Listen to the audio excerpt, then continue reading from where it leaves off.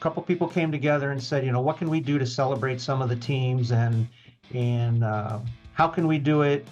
Who should it be? What would it look like? And we kicked around a couple different team ideas, and looking at the calendar of ways to commemorate, how would we commemorate a team?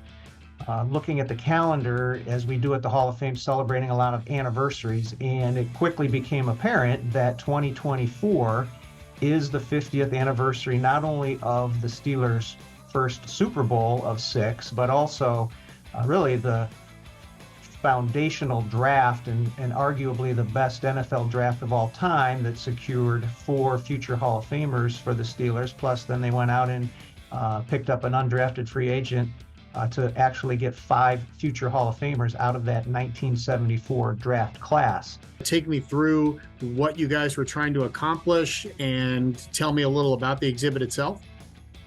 What we were trying to accomplish is just to create a space, and really more than one particular room, but for sure this one exhibit area, completely immersive Steeler tribute.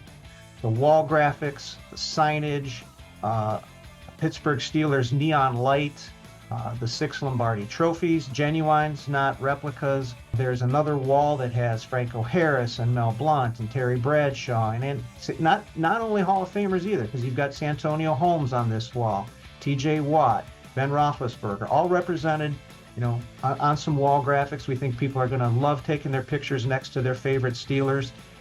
And then you come outside of that room. We didn't have enough space in the room for everything we wanted to do, so you come outside of that room and you see 27 bronze busts removed from our overall gallery into a special exhibit just on their own, celebrating the Steelers. Is it hard to get that collection together, or if the Hall of Fame calls, people just say, okay, here's all our stuff? It's part of what's been great working with the Steelers is we did reach out to the Steelers, who have their own museum, and we want to help drive people to their museum as well, because they have some things that we don't have. We have some things that they don't have, but they have been extremely collaborative. Joe Green, the Bill Nunn family, the Pittsburgh Steelers organization itself are some of the people who have made this a reality.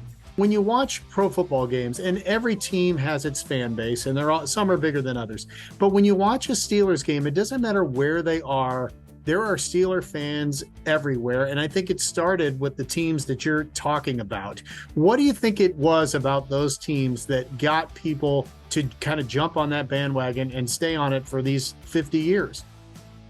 I think one of the things that happened in 1974 was the Steelers showed how you could build a team through the draft. Guys stayed there, they come back there, they give to the community, and so the community embraces them. It didn't hurt that the style of football that they played was one that just sort of was symbolic of Pittsburgh, right? You pack your lunch, you go to work, you punch your clock, you punch out when you're done, and maybe you punch something else along the way, because it was a rough tumble, build the steel curtain, supplement it with some exciting offensive players, and build this dynasty that won 4 Super Bowls in 6 seasons. How long will the exhibit be up, and do you envision other teams then following after that? Yeah, first, I'll answer the second question first. Absolutely, we envision, we hope this is a multi-year, multi-team each year ongoing program. We've already committed that the second team will be the Cleveland Browns. I don't think we could get away with doing the Steelers in this area without saying the Browns are coming right behind. And the Steelers' legacy, forged in black and gold, will be open until President's Day, Monday, February 19th. You get to see everything that's a part of this with your regular admission ticket. There are some also special events. People in the stands are chanting. Minnesota knows the time has run out. Tarkenton turns to go off the field. It's all over. And listen to this, ladies and gentlemen. Time has run out. The Steelers are the Super Bowl champions of 1975. The 74 season capped off with this great victory and a world championship.